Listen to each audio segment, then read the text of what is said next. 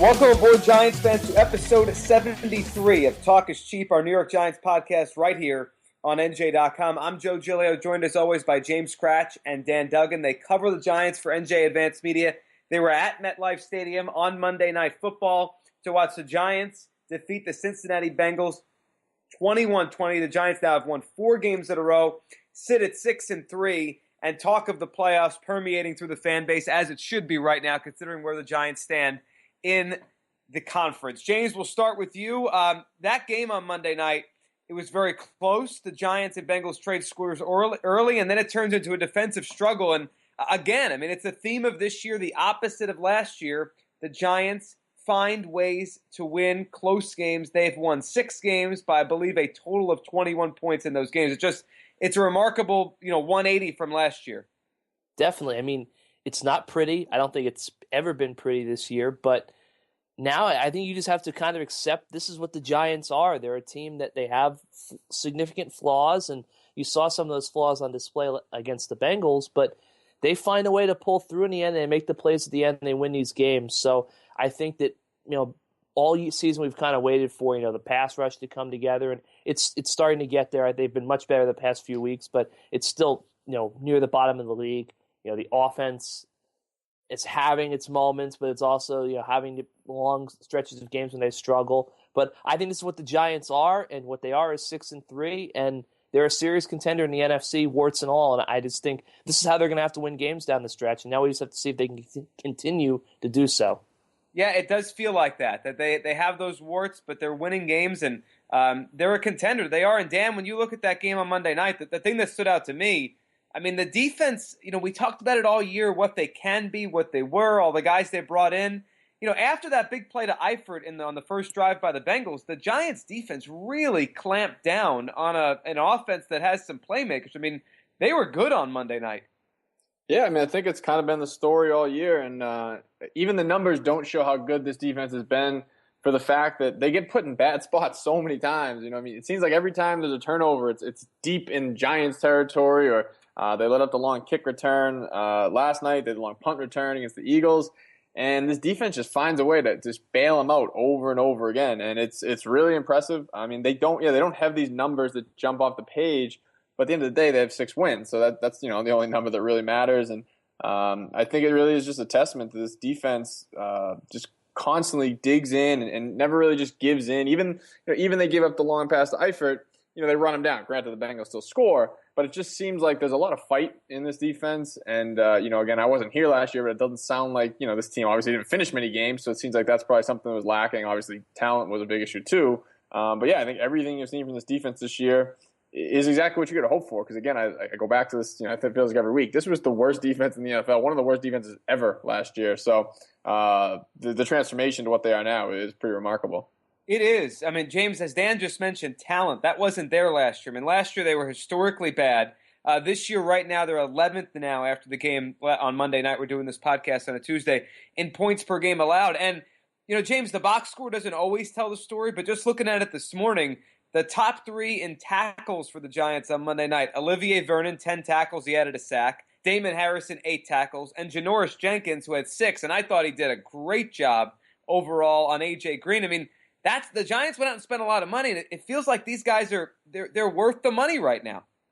Definitely. I think at this point, 9 games in, you have to say that Jerry Reese's $200 million experiment has been, I'm not going to say a resounding success, because, they're not at, top 10 defense. I mean, although I think that they're kind of progressing toward that way. They still give up a lot of empty yards. But no, I mean, this is what the Giants had to do. They set out to rebuild this defense, and it's holding up right now through 9 games, and they're starting to get more of an edge. They're starting to get to the quarterback more. They're starting to, I mean, I think they might be still tops in red zone defense. I mean, how many times this year, as Dan said, have the Giants offense or the special teams put the defense in a really bad spot, and they've managed to keep it to 3 points and then give the Giants a shot down the stretch? Last year, it would have been 7, 7, 7. And it wouldn't even been like 7 after a couple plays. It would have been like the second 2 plays, 7.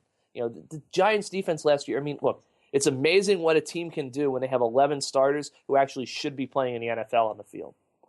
Yeah, that changes things. It really does. And the numbers are just eye-popping against the Bengals. They only allowed 264 yards, only 12 first downs. they dominated the game. They gave the Giants a chance at the end to go ahead and win it. And Dan, I thought it was a fascinating call by Ben McAdoo, and I guess you guys weren't so surprised because Ben had been talking about being aggressive. But sitting there in the fourth quarter, Giants down 20-14, a fourth down from the 3-yard line. I assumed at that moment they would kick the field goal. Still a lot of time left in that game, multiple possessions you'd imagine left, but McAdoo went for it. And I think the most interesting part, Dan, there was no hesitation. The Giants, it felt like the plan was they were going to try to score a touchdown to go ahead there, which they did. Yeah, I mean, Eli Manning actually said as much. He said before second down, which, that's pretty early in the downs to be talking about going for it on fourth down. Second down happened right as the third quarter, transformed to the fourth quarter. So he was on the sideline with McAdoo, and he told him, this is 4-down territory, and that's, second and goal from the 9. But I think that helps Eli in that situation because it affects, obviously, with the decisions he makes. If you're doing completion on second down, but on third and goal, he was able to, check down to Tavares King to pick up 6 yards and get down to the 3 rather than, maybe trying to force something in the end zone, and then you got to kick it from the 9, obviously. But yeah, I mean, like you said, McAdoo has said he's going to be aggressive. He's backed it up. Obviously, that can backfire. If we saw it with Philly last week. If you get too aggressive, sometimes it's just not smart football. But if you are successful, it's just going to build confidence. The players love it because it's showing trust and faith in them. And I think another factor in that is, if you don't get it, McAdoo is showing a lot of faith in the defense too. He feels, all right, well, if we don't get this, we're going to stop them, 3 and out and punt and still have good field position. So I think there was a lot that went into that decision. And like I said, I think it's just a really rewarding feeling for the players to have your coach show that faith. And then obviously you have to cash in on it. So, hey, he pushed the right buttons last night. I didn't agree with the decision in real time, but hey, it paid off, so you can't argue it. James, what did you think of the decision in the moment, and then just overall the way McAdoo, approached that and how it wasn't a question? He was going for it. In the moment, I thought you have to take the points. I think most everyone in the stadium probably thought you have to take the points, just because now if there were 8 minutes left in the game, I would have said go for it. But when you basically was, like the first or second play of the fourth quarter, they basically had a full quarter ahead of them, over 14 minutes. So I would have taken the points there. Obviously, that's why I am doing the Talk is Cheap podcast this morning, and Ben McAdoo is preparing for the Chicago Bears and watching the film from the Bengals. But I thought, look, I think McAdoo, he's made very clear he wants to be aggressive. What I think is kind of interesting about his play calling is there are times early in games, especially I think when the Giants have fourth and short, somewhere around midfield, where he won't be very aggressive and he'll punt the ball away, and you'll kind of think, well, that doesn't really jive with what he said that doesn't really go with what he says his philosophy is. But this was a situation where he definitely lived up to his, I'm going to be aggressive philosophy, and it paid off for the Giants. It could have easily backfired, and who knows what would have happened. But in a weekend where the NFL saw a lot of screwy things with 2-point conversions and all that, I think Ben McAdoo, in hindsight, was right to go for that call there because he had confidence in the offense to get it. In a moment, I would have kicked the 3, but afterwards, hindsight's 20/20, and I think he made the right call. Guys, I sit here and we're talking about this team, and James a few minutes ago mentioned that this is a serious contender in the NFC, and it's hard to say they're not because they're 6-3 and they'd be in the playoffs if it started today. But it's weird at the same time, Dan, that they still have a minus point differential. They still have have given up more turnovers, I guess is the word to say, or had more turnovers than they've taken the ball away. They've won these close games. 9 games in, what do you make of this? Is it a little bit of luck? Do you give them credit for, when teams can find a way in games? Is that kind of something we look at and say, that's a good notch on them, that's an attribute? Or is some of this just kind of happenstance that they're finding a way to win? A couple of thoughts. Yeah, it is remarkable. I just looked up before we started this, and they're -2 in point differential. That's hard to be 6-3 and be negative point differential, especially it's not like they had one blowout that really skewed the numbers. But, hey, they're just finding a way, and I don't think obviously there's a little bit of luck involved, sure, but when you do it week after week, at some point you have to just tip your cap and say this team finds a way. I go back to what McAdoo said, I believe it was after the Eagles game, that the team believes. And again, I think that's one of those intangible things that, Pro Football Focus can't put a number on it, but there's something to be said for these guys, for whatever reason, have been able to pull out close game after close game. You look at the stretch they've had. These have been a lot of teams that are sort of in that middle of the pack that we kind of put the Giants in. and the Giants keep knocking them off. So at some point you say, well, maybe the Giants are a step ahead of those teams. Granted, the margins, it's not significant, but the nice thing about a Monday night game is, I got to watch a lot of games on Sunday, and that's pretty much how the NFL is. There's a blowout here and there, but for the most part, it's a lot of games that come down to the wire. So if you have a team that can win these games consistently, obviously it's going to bode well down the stretch because these are the types of games you're going to be in. So they're building up, a lot of muscle memory of how to pull out these games. Certainly could be a lot prettier, in quarters 1 through 3.5, where the offense seems to go in the tank for stretches every game. The defense will have a letdown here or there. But the way they're finishing these games, I think you got to start to say this team's for real because, you're not going to accidentally win 6 games in the NFL in the manner that they've won them. Yeah, it's hard to do that, right? And like you said, week in, week out, it seems like they're doing it. James, in terms of them being for real, I think the couple things Giants fans wanted to see is the pass rush finally get home. They did that against the Bengals. And then late in the game, the ability to run the clock out with the running game, which is something they haven't been able to run the football all year. Last night, on Monday night, they ran it effectively at the end, especially Rashad Jennings when he had to. Yeah, definitely. That was huge for the Giants. I think, a lot of people have ripped their run game, present company included, and they look, I think you have to keep it in context of the Bengals did enter the game with the 23rd ranked rush defense in the NFL, so that has to be noted. But the Giants finally ran the ball, and not only did they run the ball, they've run the ball earlier this year, but the way they ran the ball at the end of the game, that was a situation where 10 times out of 10 in the past, the Giants would have not gotten a first down. They would have had to punt the ball back to the Bengals and put the defense back on the field in a tough spot, having a hole down the stretch against, as you said, Joe, a Bengals team that has got a lot of playmakers. But the way Rashad Jennings ran the ball, I know I talked to him after the game. He didn't, he said he didn't feel like he was making a statement. He's confident and he knows what he can do. But I thought it was a statement for Jennings. There was a lot of calls for the Giants just to push into the side and give Paul Perkins the rock and roll with him as their featured back. And I think Jennings, he didn't completely silence those cries. They're still going to be there. But for him to step up and have those big runs down the stretch, to show some quickness and elusiveness, to hit the hole fast, that's what the Giants need, because the Giants need him on the field because of his pass protection duties. They know that Perkins is still a little shaky there, but they need Jennings to be productive down the stretch because, as we've written and said time and time again, this team is not really going anywhere if they can't run the football. They're always going to be a pass-first offense. That's always going to be what they're based on, but you have to run the ball in November and December, especially in this NFC East where the other 3 teams in the league, they all ran the ball extremely effectively on Sunday. That was one thing that stood out to me. They ran the ball well. Now the Giants have to do the same and prove that they're built to handle this home stretch. Yeah, it almost feels like the old school NFC East is kind of coming back a little bit here. Dan, a few minutes before we started recording this, you tweeted out a photo of Eli Manning at the line in the shotgun last night. I think it was from that last drive when they closed it out. And, last week we talked a little bit about how, Eli's ability to play every week is kind of the most underrated attribute of his career. I think one of the other ones with him is he always seems to put the Giants in the right play. Sometimes he makes a silly throw or he throws into coverage like he did against the Bengals and throws the fourth quarter interception, and that's part of Eli's game that people just shake their heads at. But, his ability to read the defense at the line, and it always feels like he checks the Giants into a play that is a better chance than maybe the one they started with. Is that what you were tweeting about? Was that kind of what you were talking about on Monday or Tuesday morning? Yeah, absolutely. It was that 3rd and 6 around midfield. Jennings was on his left side. They're in the shotgun before the snap. Eli shifts him to the right side. So I don't know if someone told me they checked. I don't know if it was checked from a pass to a run or just he changed the run, but clearly he changed something. And in the picture I took, you could see that a linebacker and safety were sort of leaving the box. So it was really 6-on-5. The Giants had the numbers advantage in the box. I think the Bengals, understandably thought they were probably going to throw in that situation.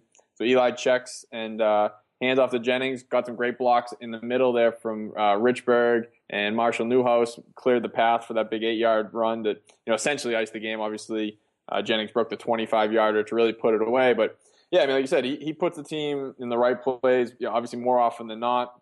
There's a lot on his shoulders. You can tell they get up to the line, and then he pretty much decides what's going to happen. Obviously, there's a play call that comes in, but Eli's in control, and I think there have been times early in the year where I was a little critical that maybe he was checking into runs too often because at some point you got to go to your strength, which is throwing the ball to Odell Beckham. But in that situation, you have to tip your cap because he clearly read the defense accurately, moved Jennings, and obviously when it works, you deserve the credit. But yeah, you're definitely right. I mean, the durability and just the intelligence back there, you can't put a price tag on. I mean, obviously, you'd probably rather not see him throw a bomb into triple coverage with a 1-point lead in fourth quarter. But as you said, that's kind of just part of the package with Eli.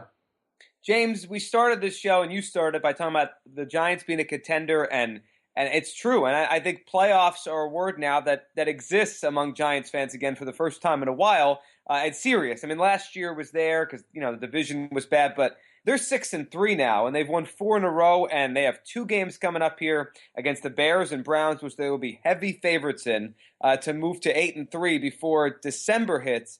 Do they have the formula to really scare teams in the NFC? I was watching the game against the Bengals, and I sort of just think of how teams in January, how do they win, right? And the Giants have a quarterback they trust. They have big weapons. And if the pass rush starts coming along, and the defense seems like it's coming along as a whole, I have a feeling they do. I mean, do you feel that way too, that they might be able to be better than we thought they were going to be this year?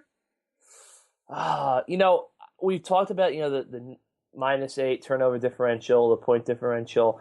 I think those are statistics the Giants can continue to win with, but at some point, those numbers are going to catch up to you. And I just look at this Giants team. I think at 6-3 with the Browns and the Bears coming up, if the Giants do not make the playoffs this year, it is a colossal failure. I think this is what it is. This Giants team has gotten to the point where if they don't make the playoffs, they screwed something up, and they should be extremely disappointed. A couple of weeks ago, I would have told you if this team goes 8-8 or 9-7, doesn't make the playoffs, there'll be significant progress in Ben McAdoo's first year. Making the playoffs would be great, but it's not the be-all, end-all. I think now this team has to make the playoffs, or else it's a failure.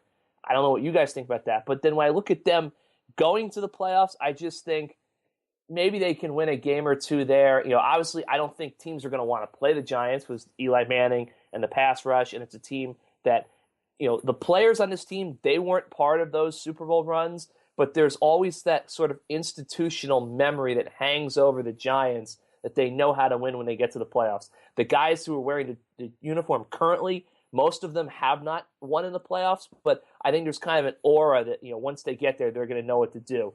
That being said, I just think the turnover differential, the point differential, that's something that it catches up to you, and it catches up to you fast when you get to the tournament. So I think this is a team, they're going to scare people, but I don't think this is a Super Bowl contender yet. I think they're still a step ahead of the Cowboys and the Seahawks in the NFC. My gut tells me you're right, James, but I've started to go a little bit the other way the last couple of weeks, just thinking the NFC's wide open. They've already beat the Cowboys, and with their defensive line, I almost feel like, I don't think any team would feel as confident as the Giants to go into Dallas in January and play with them. Dan, what do you think about the ceiling here and really the Giants? Have you started to think differently about how far they could go? No, I mean, I said last week, I think that they're, a playoff team, and once you get in there, it's wide open. This isn't really a year where there's, one dominant team. Obviously, I know the Cowboys have the record that says that, but again, the Giants beat them already this season. It's not as if the Cowboys have no flaws. But yeah, I mean, I think you look at last night, even a lot of the sort of Achilles heels that they were able to overcome, it really wasn't a big problem last year. I mean, the turnover margin, they lost 2-1. Might have been the first time all season, or it's been very rare that they won the time of possession battle. They had more yardage, so it wasn't like last night was a game that they really got lucky. I mean, I think they outplayed the Bengals. I mean, even when you look at the Bengals, they had one huge play on a completely funky formation right out of the gates to pick up 70-something yards to Eifert, and really other than that, they shut him down, and for more or less they shut the Bengals offense down. So I think last night is a game that should only build confidence, where maybe some of those earlier wins. I mean, hey, a win is a win in this league. Some of those early wins, you might say, hey, they got lucky there. I think they deserve to win. As we've kind of covered, the defense stepped up, the offense finished. It's not a perfect team. Find me a perfect team in the NFL. I mean, it's a lot of flawed teams in this league. I definitely would agree that the Seahawks, they look pretty good on Sunday night, and you obviously don't want to go out there, but that's getting a little far down the road. Still a lot of football left before we start worrying about, what seed they're going to have and where they might play a playoff game. But I think right now, hey, they have no reason. I think Odell said after the game that they're thinking about Houston. I mean, no reason not to. I mean, they're certainly in the hunt, and that's all you can ask for at this point. It is. I mean, are we all in agreement? Good point. Go ahead, James. Are we all in agreement that if this team doesn't make the playoffs, it's a failure? Yeah, I would say so. Just because of those next two games, you're going to be looking at if they're not 8-3, that's a mini failure right there. There's no excuse, no reason to lose these next two games. So if you're sitting at 8-3 and somehow don't get in, unless it's one of those really fluky years where like an 11-5 team doesn't get in, which happens every blue moon, and I don't really see that happening with the way the NFC is shaping up. So yeah, if they get to 8-3, and they should get to 8-3, I'd say definitely it'd be a failure if they don't get in. Yeah, I would say it's very disappointing to go from 6-3 to not make it, especially like Dan just said, the way the NFC is. I think 10 wins is you're going to be home and you're going to be in. But I will say this, and I think they're going to win the next two games. I mean, the Bears and the Browns are just really awful football teams, and they get the Bears at home. But if they do somehow slip up one of the next 2 weeks, I don't know if they will make it. I mean, that's how the whole thing's kind of on thin ice, as good as they've played lately, because I look at the last, 4 games, guys? 5 games. At Steelers, Cowboys, Lions, who are, not a bad team at all, at Eagles on a Thursday night, at Redskins. I think they'll win the next 2, James, but winning the 2 of the final 5, they should, but it won't be easy. Like, those are 5 difficult games in a row. No, they're very difficult. I mean, I think if they're 8-3, I think they're going to go into Pittsburgh with a lot of confidence, just because the Steelers have kind of slipped up a little bit. Although I think as Ben Roethlisberger gets healthier, you're going to see Pittsburgh kind of put it together, especially since that AFC North is kind of wide open.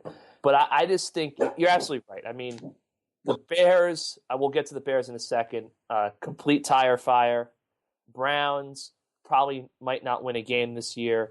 The Giants have to be 8-3. And you know what? I think not only should the Giants have to be 8-3, they've won all these close games this year. Pretty much since I've been covering the team, every win they've ever had is close. They need to go out the next 2 weeks, and I know the NFL doesn't really have blowouts, but they need to go put up double-digit victories on these two teams. I think that will be the next step in their progression, to go out there against vastly inferior opponents and beat them up a little bit, and then coast into that game in Pittsburgh and see what you can make do. Yeah, that would be nice. I mean, that would give them a boost, and obviously 8-3 would put them in the upper echelon of teams in the NFL, and I think it would probably reopen up the idea of them maybe catching the Cowboys, right, Dan? I mean, if they get to 8-3, the Pittsburgh game is the one game in between before Dallas comes into MetLife Stadium. All it would take, I guess, at that point would be Dallas slipping up at one point here over the next 3 weeks, and then that game against the Cowboys, and I guess it would be December 11th, Sunday night, would be for first place. Yeah, I mean, I think that game, a couple of weeks is definitely going to have implications on the NFC's race no matter what, because I think it's very possible the Cowboys slip up here. I mean, they don't have an easy stretch coming up. They got the Ravens, the Redskins at home, and at the Vikings. So you could easily find a loss there. I mean, I know Minnesota's in a bit of a tailspin, but, we were out there. That's not an easy place to play, so wouldn't be shocked if that's someone they kind of slip up. And obviously the Redskins game's going to be tough in the division. I think the thing we were talking about earlier about the Giants' schedule, the kind of the blessing and the curse is it's all in front of them. I mean, those last 5 games are all, take the Steelers out of the equation, but those last 4 games are all against teams that are going to be jockeying for playoff position, going to be jockeying for wild card or even the division, like we say with the Cowboys. So, hey, that's all you can ask for. I mean, you don't want to have to try and back in or need help. I mean, if they go out and take care of business, basically the rest of the way, I wouldn't say they control their own destiny because I don't know how the math works out, but more or less they do. I mean, if they take care of business this last 7 games, they're going to be in the playoffs. And it comes down to that. And again, I think that's a good thing. You want to have a shot at the Redskins, at the Eagles, at the Cowboys to get in. You don't want to see them. You're pulling for the Ravens to beat somebody. No, you want to just control your own destiny. So I think that's going to be really exciting. It's going to be really fun to watch. Semi-related. I was going to say semi-related topic. The way things are shaping up, that game against the Cowboys, I think it's December 11th, will be the biggest game the Giants play since Super Bowl 46.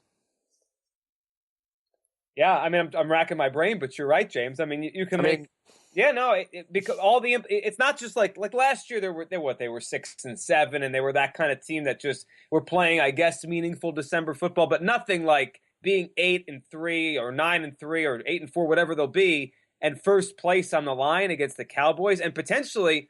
I mean, the crazy part is the Giants are a 5 seed today as we do this podcast on a Tuesday. But James, if we project this out, I mean, they could be playing not only to catch the Cowboys, but you do the math. I mean, that would equal a bye in the NFC. If they're that good and they overtake the Cowboys for the division, we're talking about home field advantage type of stuff here.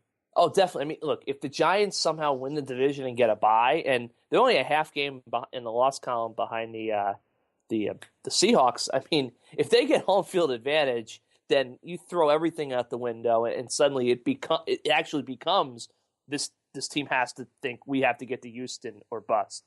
But we got to get there first. But I was just saying, even if they don't beat the Steelers, and they just win these next 2 games and lose to Pittsburgh, I mean, that's still going to be a colossal game. And I think that's the one thing the Giants can kind of hang their hat on. They already beat the Cowboys, and they're going to get the Cowboys at home, primetime at MetLife Stadium. The place will probably not even know what to do with itself because it's been so long since there's been a game of this magnitude there. And it'll be fun, but they got to get there first.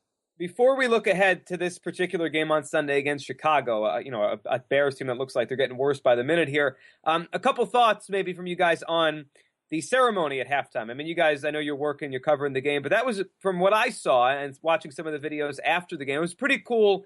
I thought the Giants inducted those 3 together. So, all 3 so important in what they became over the last decade. Probably those 3 and Eli Manning, maybe the 4 most important figures in the Giants, the 2 titles that they built and won. Dan, your thoughts on the ceremony and the fact they put Accorsi and Coughlin and Tuck in together? I mean, I got to be a little bit of a wet blanket on here. I thought it was kind of awkward to have Coughlin going in. I don't see what the rush was. I mean, essentially he got fired 8 months ago. I just seemed to and everything was fine. He got a great reception. I think obviously the fan base appreciates everything he did, but I think it might have even been better if it was 5 years down the road because it's just, to me, again, it's going to be strange. I don't know if the Jaguars are on the schedule anytime soon, but he might be back here with some crappy team in 2 years and you're kind of rooting against him. So I felt like that was a little rushed, but again, I'm not a fan, so it's not really, in my opinion, it doesn't really matter on that. Even Tuck, I mean, he just retired. Probably could have waited a little on him, but no big deal there. And then, of course, I think it's great to get him in. He's obviously getting up there in years and was obviously a big part of putting those 2 Super Bowl teams together. But for me, just the biggest takeaway was it just felt a little strange to put Coughlin in so soon. And I think they're also, it's a franchise obviously been around for a long time, but they got, I think, 45 people in. At some point, you want to make it stay exclusive. So I think waiting a little longer might even be beneficial in that respect. I don't know if you want everyone who ever played on the Super Bowl teams to be in. Not that I'm saying Tuck doesn't deserve it. I mean, obviously he does. But yeah, I don't know. So that's just my cranky sports writer take on it. Well, they host the Jaguars in 2018, so we'll leave that up as a possibility. James, what'd you think? I thought it was obviously very nice ceremony, very well done. I think it's really kind of interesting how Michael Strahan, has kind of become. I mean, it wasn't even out of place that Michael Strahan, the former Hall of Fame defensive end, was the master of ceremonies for this thing. It was and he did a good job. He did a very good job, but it was just that kind of struck me that's where Michael Strahan is, and kind of the American conscience. That it's no one bats an eye that he, not a PR guy or not Bob Papa, who I think has done the Ring of Honor ceremonies in the past. It was oh yeah, Michael Strahan's doing this, and this makes perfect sense. Yeah, he might have a future on TV, actually. He might. He might just make that. That guy's got a good personality. I think he'll be all right. No, I thought it was well done. Obviously, I think that I understand what Dan's saying about the wait for Tom, but I think there also probably was maybe some sort of motivation to kind of make it very clear that Tom and the Giants are okay. That everything's fine. Tuck, I was kind of surprised they put him in, just because, if you're going to do this every year, and obviously there's a couple guys, probably should maybe be in the Ring of Honor, like Leonard Marshall, maybe David Deal, Brandon Jacobs, Plaxico Burress, even you have guys that you can add if this is going to be an annual, thing. But I just thought that, a guy like Tuck was, kind of the third banana, and he would have been the headliner in any other year. I thought Tom's speech was funny. I still think that, Tom's, Henry, his moment when he left. I still think that was the real Tom Coughlin fire and brimstone speech. This one obviously was a little bit more rushed and a little bit more fluid since he's out there in front of 78,000 people. But I thought it was a good moment. I thought it was kind of funny how Tom Coughlin, Mr. Punctuality, delayed the game by just blowing through it. But it was 0-0, like they were ready to start the game, and he was still talking. I thought that was kind of humorous. But all in all, I thought it was a good ceremony. Obviously, and as Dan's right, it's a thing for fans. It's not something that really impacts the players, I don't think, and certainly not the reporters. I mean, it's a fan thing. So if it was good for the fans, then it was all worth it. Exactly. Yeah, I don't disagree with either of them. I mean, they could have waited for a couple of these guys or spread it out. It was cool they went in together, but yeah, they might run out at some point here. Have to kind of squeeze someone who doesn't belong if they keep doing this. All right, let's look ahead to Sunday. We've already kind of displayed thoughts on this. I mean, it's the Bears. They've been awful. There's rumblings about Jay Cutler not preparing for that game or not preparing well enough against Tampa. They got blown out. It's a bad team. It feels like they might change everything down there soon. They're coming in to MetLife on Sunday. Giants right now about a touchdown favorite. They'll probably go up before game time. Any worry from you, Dan, that there's kind of a look ahead? I mean, we did it on this podcast, but that's what we do. You have Odell Beckham after the game talking about getting to Houston. Big games coming up against the Steelers and the Cowboys. To me, they might be able to go to Cleveland and not pay attention and win. I'm not sure if you could do that against most other teams. Any feeling there might be a look ahead past this Sunday against Chicago? No. I mean, that's the only fear. I mean, again, because you might even look at, the Bears beat the Vikings, but I think that's kind of their one stand against a division rival, because then they respond to get absolutely blown out by Tampa Bay. Jeffrey getting suspended, Long being out with an injury. I think Jordan Howard, they still haven't really said, but their running back, he could be out. So there's not a lot going in the Bears' favor. It's a home game for the Giants. And I think one thing that McAdoo has done pretty well is these guys have been prepared. I don't think they've really obviously haven't overlooked anybody, not that they're really good enough to do that, or they've played a lot of teams that have been pretty good. But I can't see them at this point really letting up. I mean, I'm sure it'll be a game that, maybe in the second quarter we're saying, oh boy. But I just think they should pull away because, I mean, again, the Bears, they're not playing for anything. There's so much unrest there. It's not a very good team. So I'd be very disappointed if they lose the game. And even so, like James said earlier, I think this is a game maybe for the writer's sake, again, we can maybe have an easy running game story where it's not you're writing two leads because it's a 1-point game with 2 minutes to go. But I think this is a game where, again, there aren't a ton of blowouts in the NFL, but let's see 34-17 or something like that. So at least they're not sweating it out and needing some late stand or needing to run out the clock. So I think that's what I expect, and I'd be disappointed if that's not how it plays out. Now, James, I think before the season you had the Bears as a pretty good team. Now I'm not bringing that up to rag on you for it, but do you think there's something to this Bears team that still can muster some life and make Dan have to write 2 game stories at once, or do you think this is the Giants roll over and get to 7-3?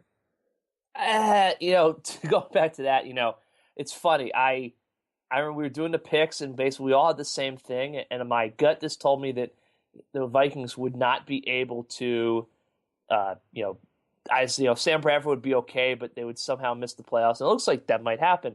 And I just didn't think the NFC East would be that good, so I was like, well, I think those NFC North teams, the Bears and the Lions, were better last year than their record indicated, so I just took the Bears just on a whim. Like, I should have written the Lions down. If I'd written the Lions down, I look smart right now. No, I think maybe I said this with Dan in a video we shot after the game on Monday night / early Tuesday morning. With Jay Cutler, I mean, he's incredibly physically gifted guy. So if he makes a couple of big plays and makes some big throws, you can be in trouble. That always is something. But this Bears team, they're just such a dumpster fire right now. I just can't imagine, I mean, they've had so many opportunities. Like, they go to Tampa. Tampa is not a great team, and they go belly up there. So I can't imagine they're going to suddenly come into MetLife Stadium with a Giants team that's, feeling its oats, it's won 4 straight, it's just rolling, and this is going to suddenly be their big stand. I mean, I get the feeling they've quit on, the report was out there, they've quit on Cutler. You got to wonder if they've quit on John Fox. You got to wonder if he's going to be. I mean, the thing about John Fox is, real quick aside, he got fired in Denver a year before the Giants moved on from Tom Coughlin, and he might get fired in Chicago a year after the Giants made a coaching change. Bad timing for John Fox, a guy who might be here as the head coach if things had been kind of timed out better for him. maybe that would have been a guy the Giants would have gone after given his history with the team. But no, this Bears team's a mess. I just can't see them coming in and being a serious threat to the Giants. So that being said, it'll probably be a tie game in the fourth quarter. And the Giants fans will be sweating. Guys, another fun episode. It should be a fun season down the stretch. Giants-Bears on Sunday. The NFC East looks like top to bottom the best division in all of football. We'll be back next week to talk about it after the Giants take on the Bears, and I think in all of our minds probably move to 7-3. Dan, as always, thanks for doing this. Yeah, thanks a lot, Joe. Thanks, James. You got it, Joe. And thanks to all of you for listening to episode 73 of Talk is Cheap right here on NJ.com. You can subscribe on iTunes, Stitcher, SoundCloud, anywhere you listen to podcasts. It's right there for you. And make sure to leave a rating on iTunes. It helps the show grow. We'll be back next week.